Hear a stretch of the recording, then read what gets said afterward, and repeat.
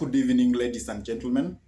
Welcome to our YouTube channel and welcome to our political conversation. And today I want to analyze the speech that President Zelensky, who is the president of Ukraine, gave to the United Nations Security Council. That is actually what we are going to analyze about. But before we dive in and analyze that speech that President Zelensky gave, I could request you kindly to take a minute or two and subscribe to this YouTube channel. Give this video a like, share the video to your friends, and if your friends are lovers of politics, then request them to subscribe to this YouTube channel. And whenever you subscribe to this YouTube channel, always make sure to smash the bell button. And for those ones who have actually subscribed to this YouTube channel, I say thank you. May God bless you abundantly because you always give us the inspiration to continue coming up with this kind of political content. Now, let us go and analyze the speech that President Zelensky of Ukraine gave to the United Nations Security Council. President Zelensky, the first thing he had to say is that Russia is the aggressor towards his country, and President Putin has violated human rights, and he needs to be apprehended by the ICC. President Zelensky also said how Russia is actually abducting children from Ukraine, and those children are actually being radicalized against Ukraine as a country. And that is one of the biggest violations of human rights. So President Zelensky actually said that Russia is actually bombarding the Ukraine as a country with weapons, and is actually striking all essential institutions that aid humanity. Also, President Zelensky told the world that Russia is weaponizing what we call food. And that's why Ukraine as a country is not able to sell its grains to the world. And Ukraine being one of the biggest producer of grains to the world, and more so to Africa, Russia has made sure that those grains cannot reach their destination. And that's why Russia withdrawn from the Black Sea Agreement. And that means that now the Ukraine government is not able to deliver grains to the world. And this is why the price of food has skyrocketed across the world because Russia has weaponized food. He added that also Russia has weaponized what we call nuclear energy. And also Russia has destroyed the industry of Ukraine, which actually Ukraine was using for nuclear energy. So Russia is violating human rights. And that means the world should stand with Ukraine at all cost. That is actually what Ukraine President Zelensky had to tell the world.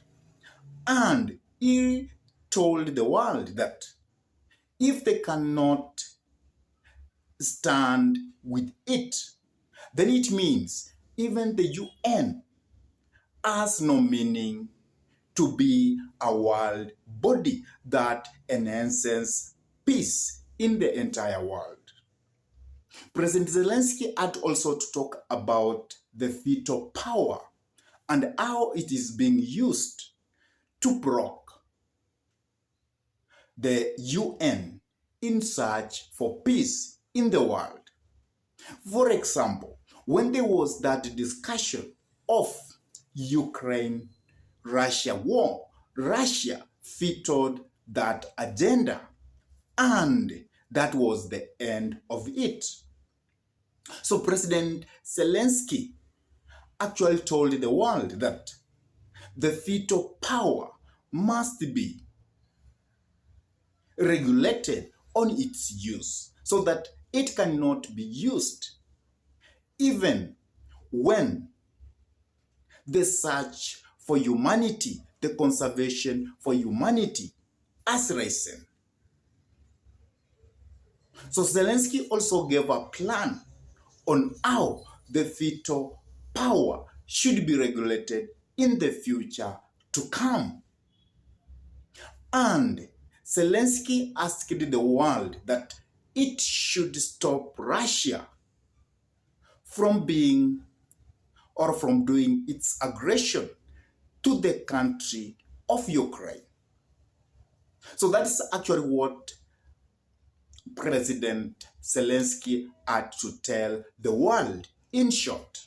But I could like to give you this video of President Zelensky addressing UN Security Council so that you can get the details. Please listen to this carefully so that you can get all the details about what President Zelensky had to talk about Russia-Ukraine war. Please listen to this.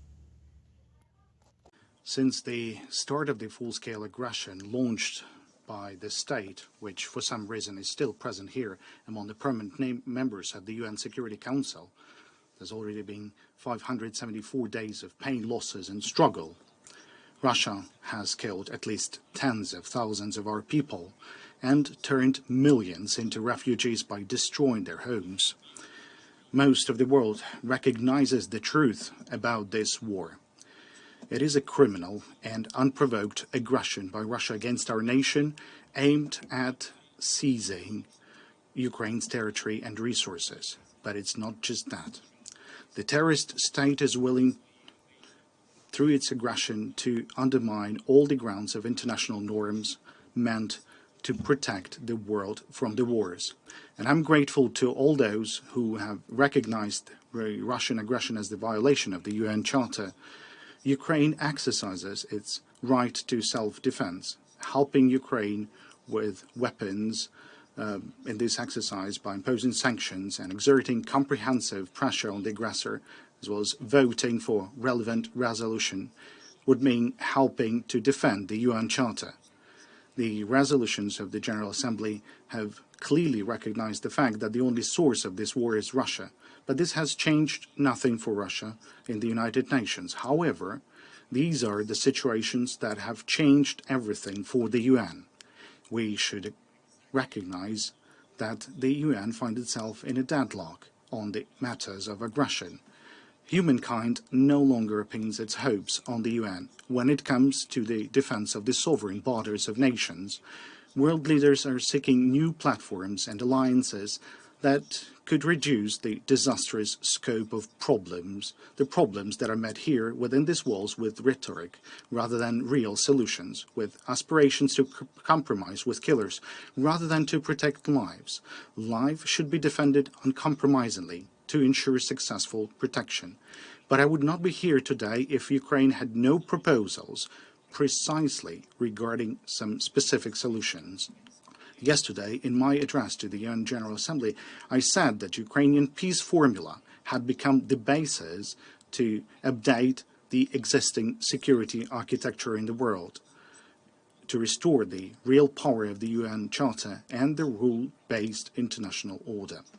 Now, I would like to present some very specific details based on the peace formula. Notably, it's point 5, and it's called Implementation of the UN Charter and the Restoration of Ukraine's Territorial Integrity and the World Order. All in the world can see what makes the UN incapable. Unfortunately, this seat in the Security Council, which Russia occupies illegally through backstage manipulations following the collapse of the Soviet Union, have been taken by liars whose job is to whitewash the aggression and the genocide being carried out by Russia. And all the UN actions, either by the Security Council or by the General Assembly, that could have stopped this aggression are shattered by the privilege granted to the aggressor with this seat. Veto power in the hands of the aggressor is what has pushed the UN into a deadlock. Today, no matter what nation you might be, a nation with hundreds of millions of people, or a small nation, a nation that bravely defends its independence, or a country whose long history of independence can help others, a state in need of help, or a nation that could provide some genuine support, a state relying on its army, or a state considering the UN Charter, but not the army, as its first and last line of defense. Regardless of who you are, the current UN system still makes you less influential than the veto power possessed by a few and misused by one, Russia. That is to the detriment of all other UN members. These days, in the General Assembly, we can hear the word inequality too often. Inequality is mentioned by different nations, both larger and smaller. It is precisely inequality that renders the UN ineffective. I regret that so far the UN Security Council is just the largest and the most visible platform in the world. I believe and I know that UN is capable of more. I'm confident that the UN Charter can actually work for the sake of peace and security globally. However, for this to happen, the years-long discussions and projects on UN reform must be translated into a viable process of UN reform. And it should not be only about representation here in the Security Council. The use of veto power, that is what requires the reform. And this could be a key reform. That is something that can restore the power of the UN Charter. Ladies and gentlemen, 574 days of the full-fledged Russian aggression means 574 reasons for changes in this chamber. And the numbers of votes in favor of this challenge actually amounts to billions.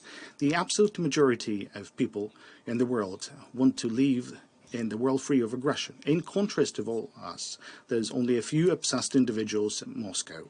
Veto right should not serve those who are obsessed with hatred and war. What we observe in the United Nations is an increasing support for the idea that in cases of mass atrocities against human rights, veto power should be voluntarily suspended. But we can also observe that Russia will not give up this stolen privilege voluntarily. Therefore, the UN General Assembly should be given a real power to overcome the veto. This will be the first necessary step. If it is impossible to stop the war because all efforts are vetoed by the aggressor or those who condone the aggressor, it is necessary to bring this issue to the attention of the General Assembly.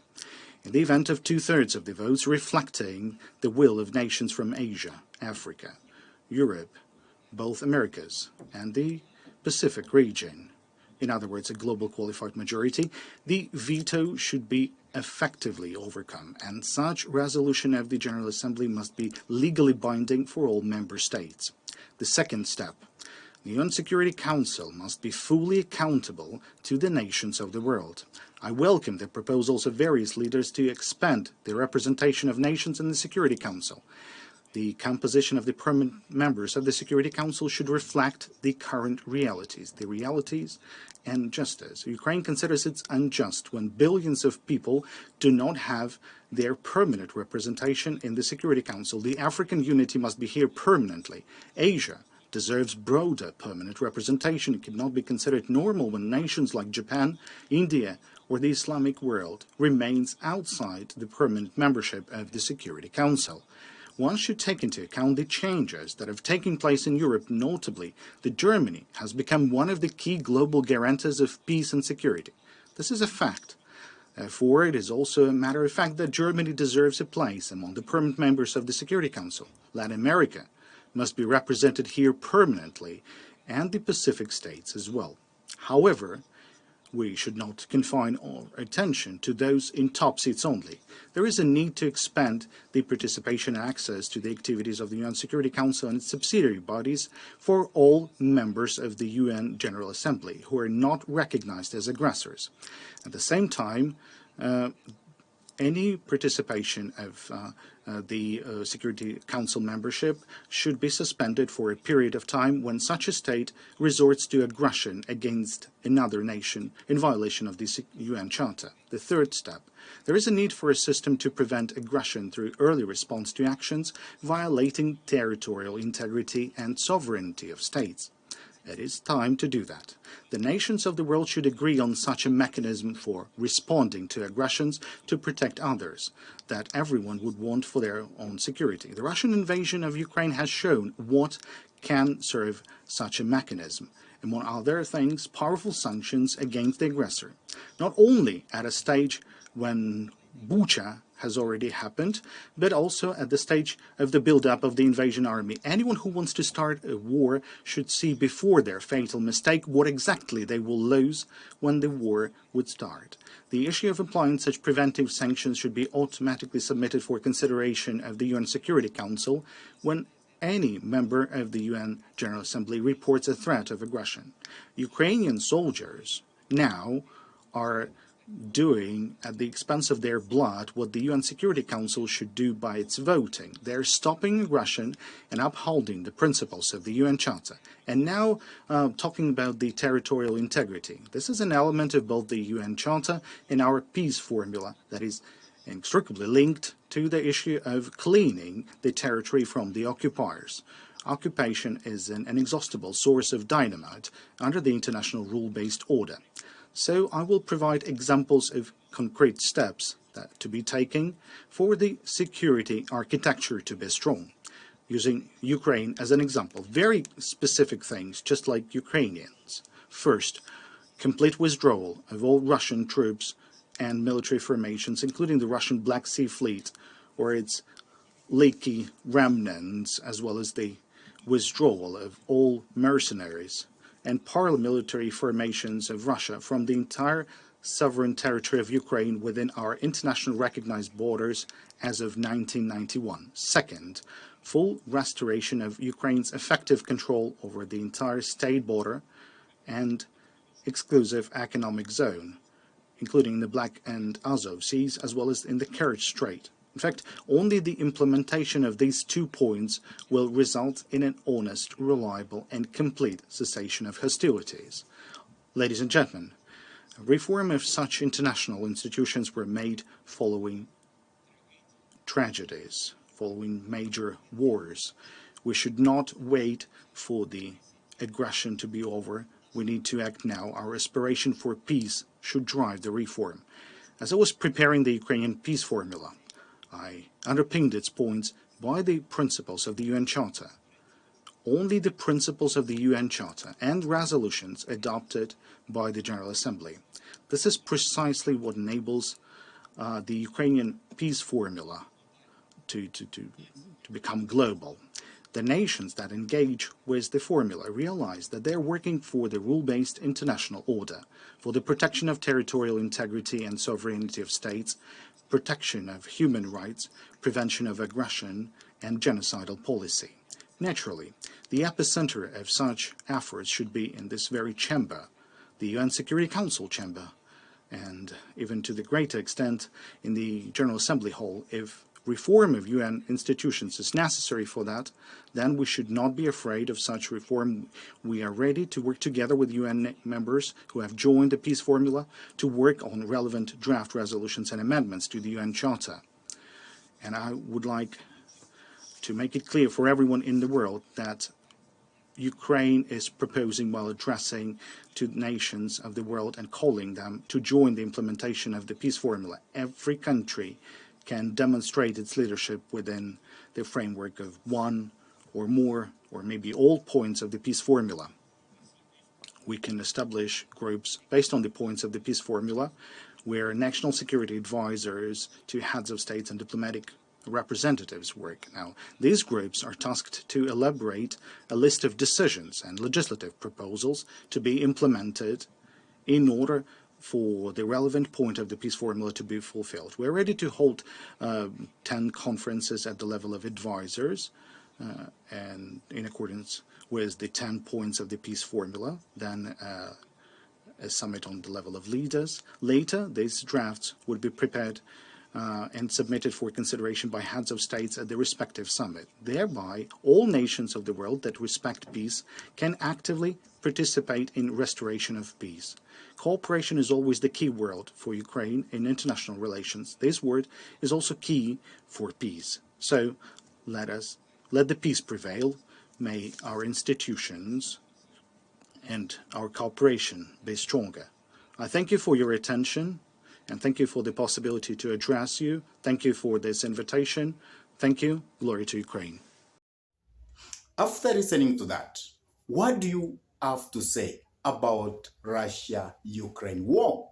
Please drop your comment in the comment section below. And if this is your first time to come into this YouTube channel, I request you kindly to take a minute or two and subscribe to this YouTube channel. Give this video a like, share the video to your friends, and if your friends are lovers of politics, then request them to subscribe to this YouTube channel. And whenever you subscribe to this YouTube channel, always remember to smash the bell button so that you can get a notification whenever we have brought any political content into YouTube. And for those ones who have subscribed to this YouTube channel, I say thank you. May God bless you abundantly. And with that, I say thank you until we meet in our next political analysis.